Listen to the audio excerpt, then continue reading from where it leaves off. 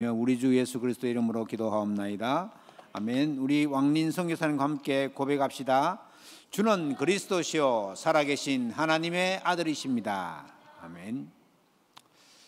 누구에게나 상처가 있고 또 누구에게나 아픔이 있습니다. 뭐 크든지 작든지 다 있죠. 불신자는 어떻게 보면 당연히 있고, 하나님 앞에 서리고 하는 사람이나 하나님의 뜻을 따르려고 하는 사람에게도 문제와 아픔과 갈등, 어려움은 늘 따라다니는 겁니다. 그래서 나에게 오는 이 문제를 어떤 눈으로 내가 보며 어떻게 해석을 하고 대처하느냐, 이게 굉장히 중요한 것이 아니겠습니까? 어떻게 사업을 하다 보면 전혀 예상치 못한 뜻밖의 일이 일어나 가지고는 그때 이것이 지금 하나님 뜻이 뭘까 하고 질문하는 사람은 그래도 영적 상태가 좀 좋은 사람이에요.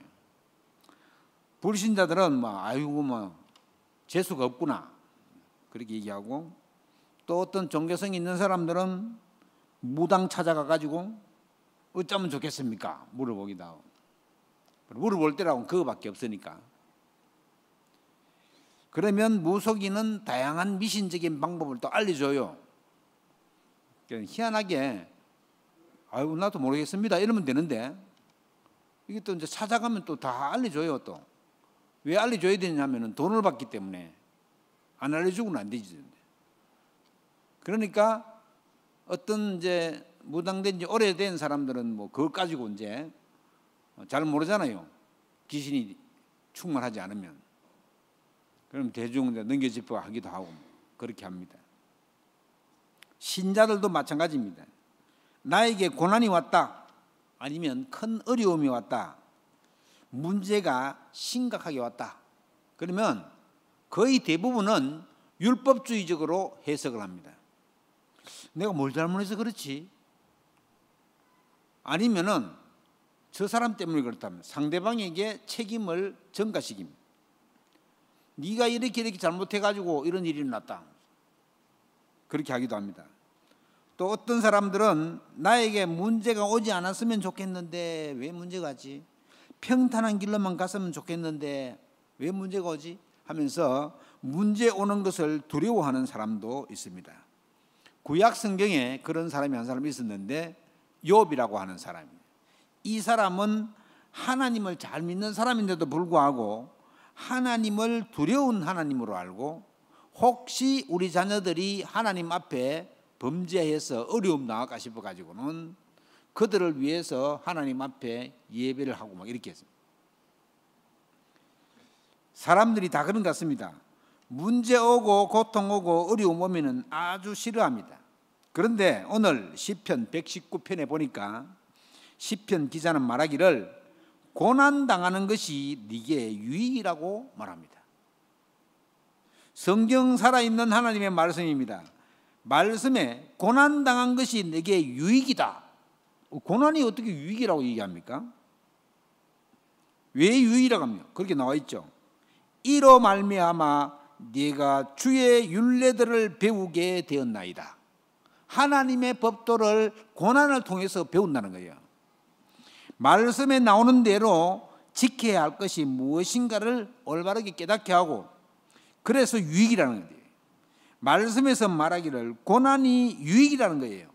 그렇다면 저와 여러분은 어려움이 왔다, 내가 너무나도 마음이 아프다, 그래서 너무 고통스럽다, 이 고난을 피해가고 싶다.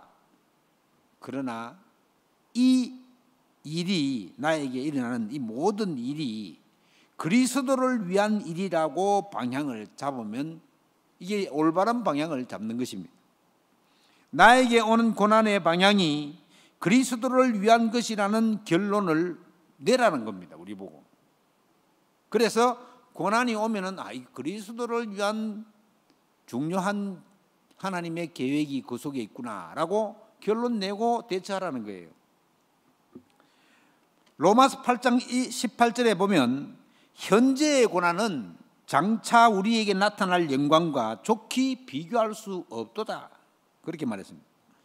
뭔가 하나님이 복음 가진 우리를 향해서 행하셔야 할 일이 있다면 하나님 허락하신 거다 말이죠. 우리가 잘 아는 요셉을 보세요.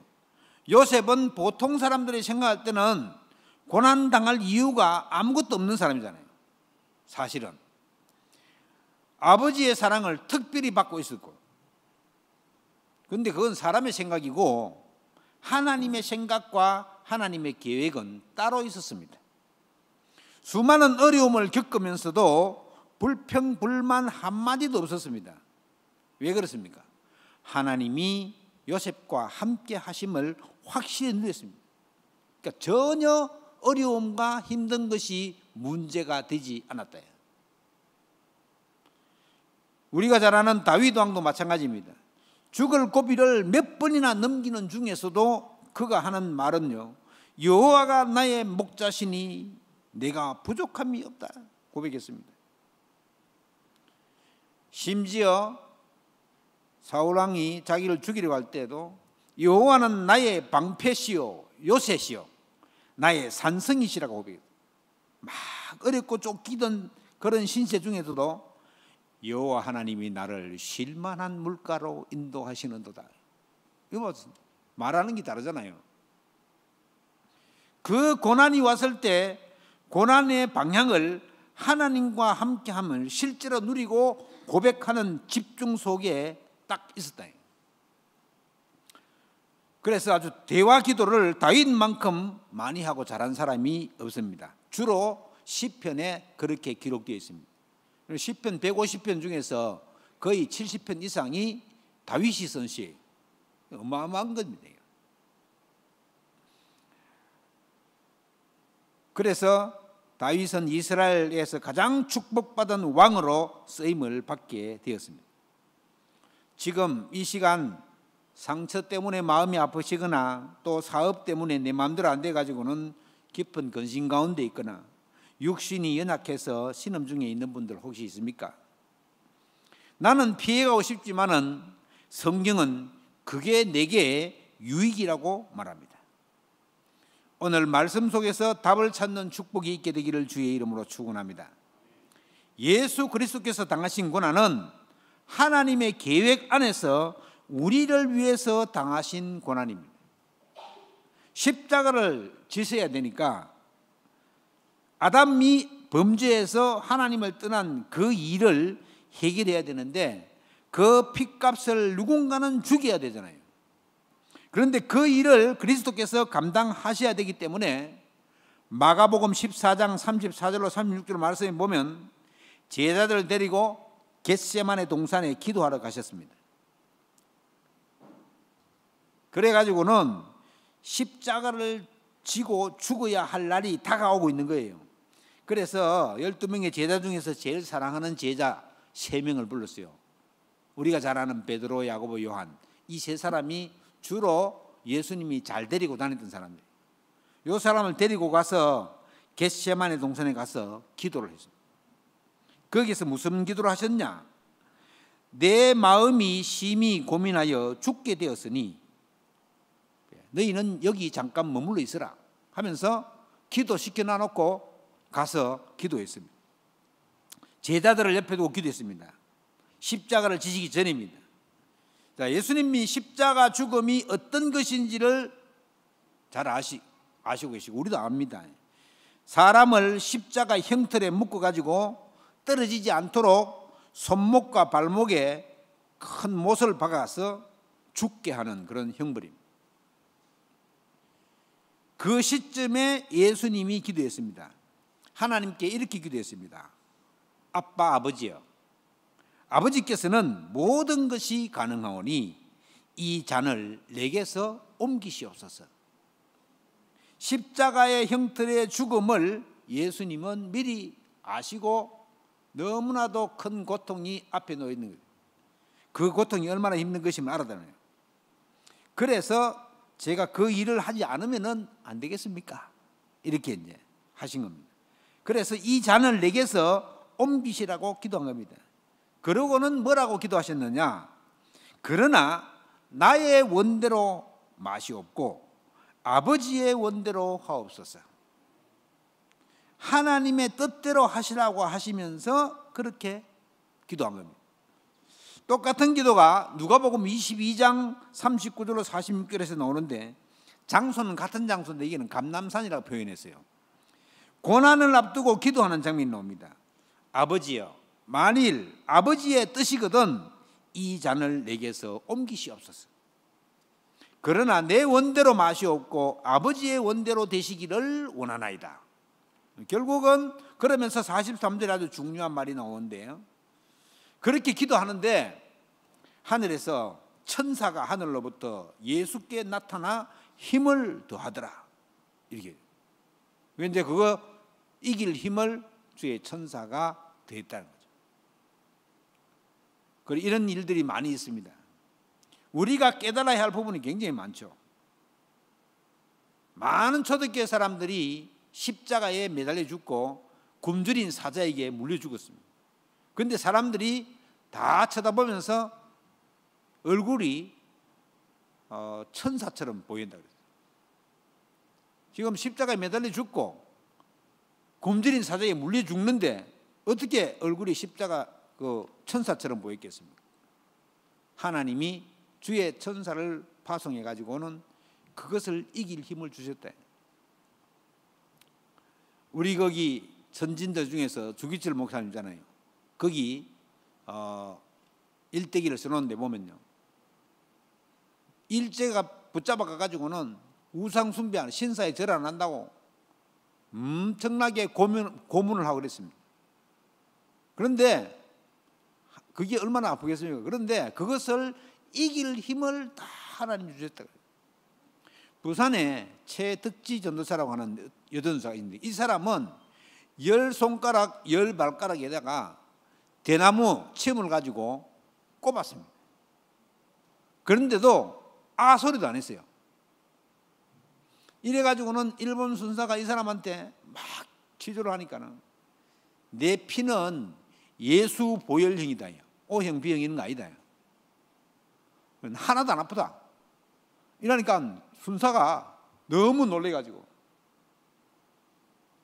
여러분 그게 이제 거기 일대기 보면은 하나님이 그렇게 고통을 이길 수 있도록 힘을 주셨다, 그렇게 말합니다. 자, 하나님 그렇게 우리가 깨달아야 할 부분 많죠. 우리는 문제나 어려움이나 아픔이 오면은 원망하고 불평하고 속상해하고 빨리 지나갔으면 좋겠다고 생각하기도 하죠. 예수님은 고난 앞에서 하나님께 기도하셨습니다. 그때 하나님 나라의 일들이 일어난 것입니다. 주의 천사가 나타나서 예수 그리스도께 힘과 능력을 더해 주었다. 그래서 하나님이 계획해 놓으신 것은 반드시 이루어집니다. 하나님이 허락하신 일은 하나님이 해결하십니다. 다른 데서는 해결이 안 됩니다. 그 문제는 답을 주시려고 주신 것이기 때문에 더욱 그렇습니다. 그리고는 마가복음 15장 16절로 20절 말씀에 보면 군인들에게 잡혀가서는 희롱을 당하시고 군인들이 예수님께 침을 뱉고 자색 옷을 입혔다가 벗겼다가 하면서 희롱하는 장면이 나옵니다. 그러시고는 십자가에 못 박혀 서서 요한복음 19장 40절 말씀에 보면 예수님께서 모든 일을 이미 이루신 줄로 아시고 신포도주를 마신 후에 다 이루었다 하시고 돌아가셨습니다. 그것으로 끝난 것이 아닙니다. 이 로마 군인이 와가지고는 옆구리를 창으로 찔러가지고는 물과 피를 다 쏟아, 그래가 돌아가셨습니다. 그래서 상간에 예수님 부활하시니까 기절했다, 뭐 덜 죽였다, 이런 말 하는 거, 그 전부 다 거짓말이에요. 완전히 죽어가지고. 그리고 그리스도라는 증거로 3일 만에 다시 살아난 것입니다. 그리스도의 일을 하셔야 되기 때문에 하나님은 그 아픔과 고난을 겪게 하신 것입니다. 자, 이번 한 주간에 어떤 문제와 사건이 우리를 기다리고 있는지 우리는 잘 모릅니다. 혹시 내 앞에 닥치는 아픔이 있더라도 전혀 낙심하거나 흔들리거나 불신자의 상태, 그런 영적 상태로 돌아가서는 안 된다는 겁니다. 복음이 희미하면 사람은 문제 생기면 전부 과거로 돌아가버립니다. 하나님 우리 인간을 만들 때에 하나님의 형상으로 창조했습니다. 하나님과 함께 있기 위해서, 하나님을 떠나서는 살 수 없는 존재로, 지난번에 말씀드렸던 것처럼, 출애굽기 말씀처럼 네 행복을 위하여 하나님의 말씀을 지키며 살아갈 수 있도록 우리를 창조하셨습니다. 그런데 사탄의 유혹 때문에 눈이 어두워지고 육신적인 것 때문에 하나님을 떠나버리고 타락해서 하나님을 만날 수 없게 되었습니다. 그 에덴에서의 하나님과 함께하는 삶이 얼마나 축복된 삶이라는 사실을 모르고 마귀에게 끌려다닌 줄도 모르고 하나님 떠난 사람들은 비참한 삶을 살아가고 있는 것입니다. 영적 존재는요, 뭔가를 의지해야 되거든요. 그렇기 때문에 길을 잃고 헤매다가 어떤 이는 종교에 빠지고 어떤 이는 미신에 빠지고 제사하고 귀신 섬기면서 사는 겁니다. 원래 우리에게 주신 축복을 회복하게 하기 위해서 그리스도를 보내신 것입니다. 사람이요, 종교나 이런 데 이상한 데 빠져나오면 사람이 이상하게 되잖아요. 전격적으로 말하지 않는데 우리 윤 장로님이 올려놓은 글에 보니까 일본 아베 전 총리를 갖다가 총 쏜 사람 있잖아요. 그 사람 어머니가 이상한 신흥 종교에 빠져가지고 재산을 거기 다 가져갔었어요. 그게 이제 정치적인 뒷받침을 해주는 단체가 일본에 있는 아베가 소속되어 있는 정치회의예요. 그래, 거기 안가품으로 이 사람 총을 쏜 거예요.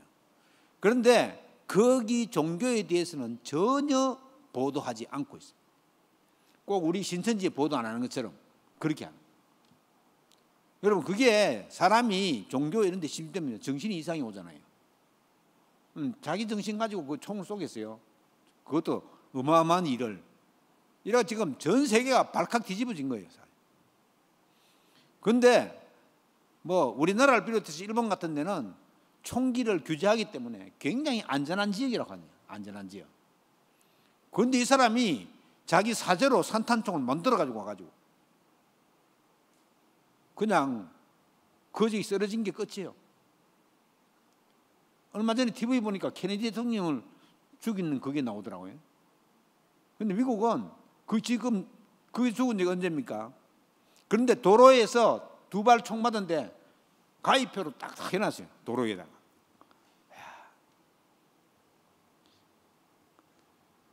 아마 틀림없이 거기에 그 친구도 그러고 41사람은 해상자위대 출신이에요. 뭐 얼마나 총을 잘 쏘겠어요. 지금 그런 휩싸여 있는 것입니다. 사람들이. 여러분, 사탄의 유혹 때문에 눈이 어두워져 가지고는 육신적인 것 때문에 하나님 떠나면 어떻게 됩니까? 사람이. 육신적인 때문에. 그래서 사람이 사람 노릇을 잘 못해요. 그래서 막 지금 세상 사람들 얘기하잖아요. 짐승만도 못한 놈이라고.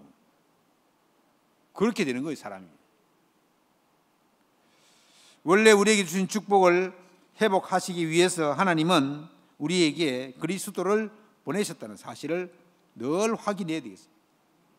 복음이 희미하면요, 전부 과거로 돌아갑니다. 어떤 이는 미신에 빠지고 제사하고 귀신 섬기고 어떤 이는 종교에 빠지고 전부 다 이게 원죄의 결과로 하나님 떠난 다음에 오는 문제입니다. 그래서 모든 문제 해결대 되시는 그리스도를 내가 주인으로 모시고 살아가고 있는 나에게 하나님이 왜 또 하나님 자녀인데 거기에 왜 어려움을 줍니까? 이유가 있다네요. 오늘 본문 말씀에는 아픔을 통해서, 문제를 통해서, 어려움을 통해서 하나님이 나에게 주신 법도 율례를 깨닫게 하신다는 거예요. 성경 말씀에는 도대체 뭐라고 하시는지 확인을 잘 하라고. 내 사랑하는 독자 그리스도를 죽이시면서까지 너를 구원했는데 니 왜 그러고 있냐? 이렇게 묻는 거예요. 하나님이 우리를 얼마나 사랑하십니까? 독생자 예수 그리스도를 십자가에 못 박으시면서까지 우리를 구원하신 거예요. 그러니까 그 큰 사랑을 인하여 우리를 구원하시기 때문에 우리가 하나님을 오직으로 바라보지 않고 엉뚱한 짓 하면은 하나님이 엄청 속상해하는 거예요. 여러분, 자꾸만 하나님을 화나게 하실 겁니까? 하나님은 화내시는 분은 아니지만은 우리 인간 편에서 볼 때는 이게 해도 너무하는 거예요 지금. 요즘 이 사람들이 해도 너무하는 거예요. 성경이 그렇게 되어 있어요. 마지막 때 가면 갈수록 그렇다고. 구원의 축복이 얼마나 큰 것인데 그것을 왜 놓치고 사느냐 하나님 묻는 것이요. 빨리 회복하라는 하나님의 사인이 그 속에 들어있는 것입니다. 여러분 창세기 1장 27절 28절을 보세요. 하나님이 자기 형상 곧 하나님의 형상대로 사람을 창조하시되 남자와 여자를 창조하시고 저와 여러분을 하나님의 형상대로 창조하셨습니다. 그러고는 그들에게 복을 주시며 하나님이 그들에게 이르시되 생육하고 번성하여 땅에 충만하라. 땅을 정복하라. 바다의 물고기와 하늘의 새와 땅에 움직이는 모든 생물을 다스리라 하시나요. 이 축복을 회복하라는 겁니다. 말하자면 창조주 하나님하고의 관계를 빨리 회복하라는 겁니다. 이 사실을 놓치고 있습니다. 특히 문제 오면 그동안 들었던 말씀 다 도망가고 문제 속에 빠지고 그것이 아프고 고통이 고난이 되는 것입니다. 그래서 고난이 올 때는 그 고난 아픔만 쳐다보지 말고 그 고난 그 너머에 있는 고난 그 뒤에 있는 그것을 보라는 것입니다. 문제만 쳐다보면 답이 없습니다. 이유를 빨리 깨달아야 됩니다. 하나님이 고난 주신 이유는 근원적인 축복을 회복하시기 위함에 그게 있습니다. 아브라함을 향해서 하나님 말씀하셨습니다. 너는 이제 복이 될지라. 그전 성경에는 복의 근원이 될 것이다. 저와 여러분은 복 그 자체라. 그래서 이 근원적인 축복을 주시기 위한 해석을 잘 해야 됩니다. 우리 가정과 가문을 위해서 주시는 문제는 아마 없는 사람이 없을 것입니다. 개인을 향한 문제, 자녀 문제, 경제 문제, 건강 문제, 문제 없는 사람 없을 겁니다.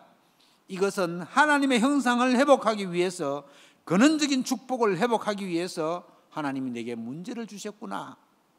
그렇게 깨달아야 됩니다. 그리고는 또 중요한 것은 보통 사람들은 축복이 눈에 보여야 되는 줄로 생각하잖아요. 보이지 않는 하나님의 축복이 있음을 우리는 믿어야 합니다. 보이지 않는 응답의 축복이 더 크게 있음을 우리는 알아야 합니다. 마태복음 12장 28절로 29절에 보면 하나님의 성령을 힘입어 귀신을 쫓아내는 것이면 하나님의 나라가 이미 너희에게 임하였느니라. 하나님의 자녀가 예수 그리스도 이름으로 기도할 때 반드시 하나님의 성령은 역사하시게 되어 있습니다. 우리 서연의 성도 여러분, 문제, 갈등, 위기, 어려움이 나에게 고난으로 온다면 예수 그리스도 이름으로 기도하시기 바랍니다. 그 시간에 하나님의 나라가 임하게 됩니다. 하나님의 나라는 천국이잖아요. 문제와 사건을 통해 역사하는 귀신들이 완전히 결박된다는 거예요. 저와 여러분의 생각을 묻고 있고 마음을 묻고 있는 흑암의 세력들이 결박되는 축복이 있으시기를 주의 이름으로 축원합니다. 예수 그리스도 이름으로 기도할 때 강한 자가 결박되고 천사가 도우고 성령이 역사하고 이러면서 문제가 해결되어지고 평안이 찾아오고 기쁨이 회복되어지면서 눈에 보이도록 문제가 해결되어지는 것입니다. 차례와 순서가 있어요. 그래서 복음 가진 우리는 어려움이 왔다. 그러면 방향만 그리스도를 위하여 잡고 있으면 되는 것입니다. 그야말로 흔들리지 않는 반석 같은 축복이 그에게 임하는 것입니다. 그리고 반드시 고난 중에도 응답이 이루어지고 있다는 사실을 잊어버리면 안 되겠습니다. 로마서 8장 26절 28절에 보면 이와 같이 성령도 우리의 연약함을 도우시나니 우리는 마땅히 기도할 바를 알지 못하나 오직 성령이 말할 수 없는 탄식으로 우리를 위하여 친히 간구하시느니라. 말씀입니다. 내가 아파하는 그 순간에 성령께서 나를 위하여 기도하고 계신대요. 내가 문제에 빠져 힘들어하는 그 시간에 성령께서 나를 위하여 기도하고 있다는 거예요. 어떻게 성령께서 기도하시느냐? 성령이 하나님의 뜻대로 성도를 위하여 간구하시느니라. 그러니까 어려움은 빨리 하나님의 뜻을 깨달아라 이 말입니다. 그래서 문제가 오면 하나님의 뜻이 뭡니까? 하나님의 계획이 뭡니까? 그것을 자꾸 질문하라는 겁니다. 하나님은 하나님의 뜻을 따라 이루시려고 하는데 나는 자꾸 내 뜻대로 하려고 하면 그러면 뭐 응답이 안 오는 게 당연하지 않습니까? 이런 말씀은 종교생활 하는 사람들은 절대 알아듣지 못하는 말씀입니다. 복음 모르는 사람은 이런 말을 잘 못 알아들어요. 오래전에 우리 집사람 친구가 선교사로 나가 있었는데 그분이 한 분 왔었어요. 이런저런 대화를 나누다가 선교지에 막 이런저런 문제가 많다는 거예요. 자기가 고민하고 기도하고 있는데 잘 해결이 안 된다고 그렇게 얘기하는 거예요. 보름하다가 분명히 그 어려움 속에 하나님의 계획이 있을 것이다. 하나님의 방향이 있을 것이다. 하나님은 그 문제 속에 축복을 숨겨놓고 있는 것이다. 그래 얘기하니까 난 그게 잘 안 된다는 거예요. 자기는 그게 안 된대요. 자, 복음이 확실하고 확인되어야 이게 됩니다. 하나님이 우리에게 은혜 주셔야 되는 거예요. 문제 속에서 축복을 숨겨놓고 얘기하니까 지금 하나님은 축복을 갖다요 가면을 씌워가지고 보내거든요. 뭐라고요? 문제와 어려움이라는 가면을 딱 씌워가지고. 그는 겉으로 보고는 문제가 왜 이리 오노? 이래가지고는 하나님이 응답하시려고 주시는 문제를 그걸 붙잡고 넘어지는 거예요. 저와 여러분의 문제는 사실 다 끝났습니다. 왜요? 그리스도께서 다 끝내셨기 때문에. 그런데 왜 또 문제가 오느냐? 하나님의 이유와 계획이 있기 때문에 옵니다. 세 번째로 아픔을 축복으로 보는 눈이 열려야 됩니다. 주님은 그리스도로 우리에게 오셨습니다. 그리스도는 그 어떤 것으로도 해결할 수 없는 사탄의 문제를 해결하신 분이에요. 그리스도는 사탄이 갖다주는 저주와 재앙을 해결하시는 분이십니다. 여러분, 그리스도가 아니고는 우리가 하나님을 절대 만날 수 없습니다. 이 복음을 가지고 문제와 아픔을 보는 눈이 열려져야 됩니다. 문제 속에 영적 사실이 다 들어있습니다.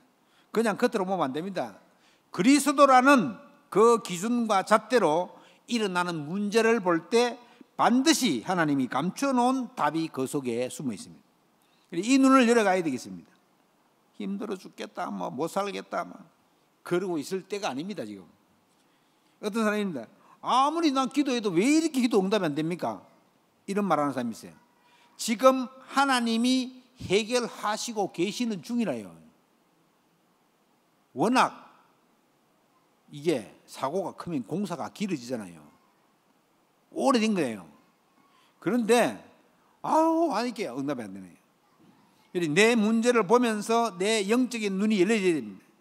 문제를 통해서 축복을 주시고자 하는 하나님의 계획이 무엇이냐. 그런데 이 눈이 안 열리냐, 왜 안 열리냐 하면은 보통 기도하는 사람들이 이미 이렇게 저렇게 해주세요 맞춰놔놓고 기도합니다. 하나님 뜻대로 해주세요 이래야 되는데 자기 응답 받을 거 다 계산해 놔놓고 하나님 요래 해주세요. 그래야 응답 안 되면 안 된다 그러고. 그러니까 하나님과 전혀 안 맞는 기도를 자꾸만 하니까 응답이 올 택이 없대요. 그래서 이사야서의 말씀에 보면요, 내 생각과 너희의 생각이 다르며 내 길은 너희의 길과 다름이니라. 하나님의 응답은 우리 수준과 당연히 다르게 되어 있습니다. 또 말씀하십니다. 내 길은 너희 길보다 높으며 내 생각은 너희 생각보다 높음이니라. 자, 우리는 하나님의 생각과 길을 따라갈 수 없는 피조물인 존재입니다. 그래서 우리가 전능하신 하나님 그분께 맡기는 거예요. 기도할 때 내 수준과 내 기준을 정해놓고 하는 것이 아니라 우리의 삶은 그리스도를 위한 삶이 되어져야 된다. 우리의 삶의 중심이 그리스도여야 된다 말이죠. 그리스도는 우리의 모든 것이라 말이에요. 그리스도 안에 모든 비밀이 다 들어있습니다. 그래서 모든 문제 속에서 그리스도가 답이 된다는 이 눈을 열어가야 한다. 그러면 자동적으로 현장을 보는 눈이 열려집니다. 그 현장 속에 하나님이 숨겨놓은 구원받은 자가 있다는 거예요. 이 질병 시대에, 네피림 시대에 누가 그러더라고요. 요즘 아주 어린 아이들 4살, 5살 이런 아이들도 심리 치료하러 다니고 언어 치료하러 다니고 행동 치료하러 다니고. 제주대 병원 가면요 소아정신과가 따로 있어요. 소아정신과.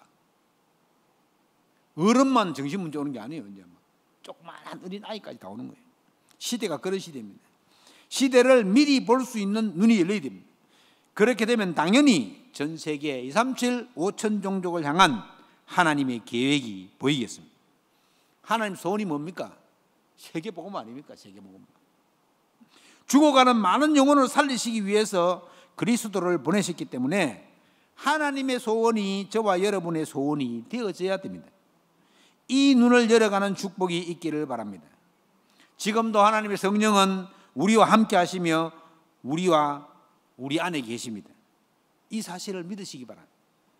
결론적으로 말씀드립니다. 저는 생각하기를 저도 그동안 수많은 어려움도 많았고 하나님 왜 이렇게 하실까 저렇게 하실까 생각했는데 지나고 보니까 문제도 필요하고 고난도 필요하고 다 그게 필요한 것이었구나. 세상에 많이 가진 자와 힘 있는 자와 많이 배운 자들이 깨닫지 못하는 이 예수 그리스도를 우리에게 깨닫게 하시고 우리에게 먼저 깨닫게 하시고 누리게 하신 것은 하나님이 우리를 전도자로 부르셨기 때문이라는 것입니다. 그래서 저는 전도자에게 허락하시는 문제는 수고로움일 뿐이다. 그건 당연히 하나님이 은혜 주시면 할 수 있는 게 그렇게 생각하면 좋을 것 같습니다. 그럼 주 안에서 조금 수고하면 된다예요. 여러분 사랑이에요. 하나님 사랑 많이 받은 사람은요 수고를 할 수 있어요. 이사야 45장 7절에서는 하나님 뭐라 하시냐? 나는 빛도 짓고 빛 있잖아요. 빛. 하나님 빛도 짓고 어두움도 창조하며 나는 평안도 짓고 환난도 창조하나니 나는 여호와니라. 이 참 기가 막힌 말씀을 하나님이 빛도 어두움도 평안도 환난도 만드시는 분이 하나님이시라는 거예요.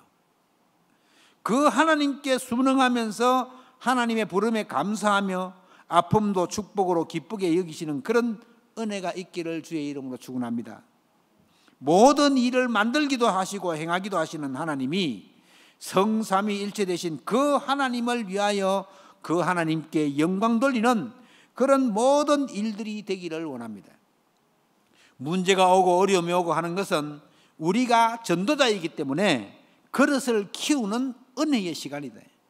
저는 그렇게 생각합니다. 그릇이라는 것은 사실은 믿음이잖아요. 그래서 하나님을 믿는 믿음, 하나님의 능력을 믿는 믿음, 결국은 우리의 믿음이 하나님 보시기에 합당한 믿음이 되도록 그래서 하나님이 쓰시기에 편하시도록 정리해 가시는 중이다. 지금 하나님이 이 사실을 안 믿으면 계속해서 노예 생활하고 포로 생활하고 속국 생활을 해야 되는 거예요. 고생을 그야말로 바가지로 해야 되는 거예요. 이스라엘 백성이 왜 그렇습니까? 아니 하나님 처음부터 주신 말씀 듣고 모든 민족으로 제자 삼고 하면 될 건데 아니고 우리의 하나님이라면서 이방인들 저것도 완전 수준이 짐승 수준이라면서 이렇게 나오니까 하나님이 노예로 보내고 포로 보내고 속국시키고 막 어떻든 복음 전해야 되니까. 그래서 문제가 오면 하나님이 나를 깨닫게 하시는구나. 말씀에 뭐라고 하셨지? 이번 주에 들은 말씀이 뭐지? 깨닫는 축복이 얼마나 큰 축복입니까? 절대 사람의 말에 귀 기울이지 말고 하나님의 말씀에 귀 기울이고 문제가 오면요 문제 속에 숨어 있는 배경이 있어요. 그 배경을 잘 볼 수 있도록 영적인 눈을 열고 특별히 중요한 현장일수록 여러 가지 문제도 하나님 허락하십니다. 절대 속지 말아야 돼요. 그 속에서 하나님의 축복을 찾는 은혜가 있기를 주의 이름으로 축원합니다. 인사 한번 합시다. 옆 사람한테 마음 아픈 일이 있습니까? 물어보세요. 그게 축복입니다. 지금도 하나님이 응답하고 계시는 중입니다. 그렇게 믿으시기 바랍니다. 하나님은 틀림없이 여러분들을 인도하고 계시고 지금도 나와 함께 내 안에 계십니다. 그래서 그런 응답이 이번 한 주간 있게 되기를 주의 이름으로 축원합니다. 기도하겠습니다. 하나님께 감사를 드립니다. 하나님의 은혜로 살아가야 하는 우리에게도 때로는 어려움과 문제와 아픔이 올 때도 있습니다. 아픔을 허락하시는 분도 하나님이요, 해결하시는 분도 하나님이요, 영광 받으실 분도 하나님임을 기억하게 하옵소서. 아픔 속에서도 하나님과 풍성한 은혜를 나누는 기회가 되게 하옵시며, 피해가고 싶지만 내게 유익이라 하셨사오니 잘 감당할 수 있는 힘을 주시옵시고 주의 천사를 통해서 역사하여 주옵소서. 주께 감사드리며 우리 주 예수 그리스도 이름으로 기도하옵나이다. 아멘. 찬송가 436장입니다.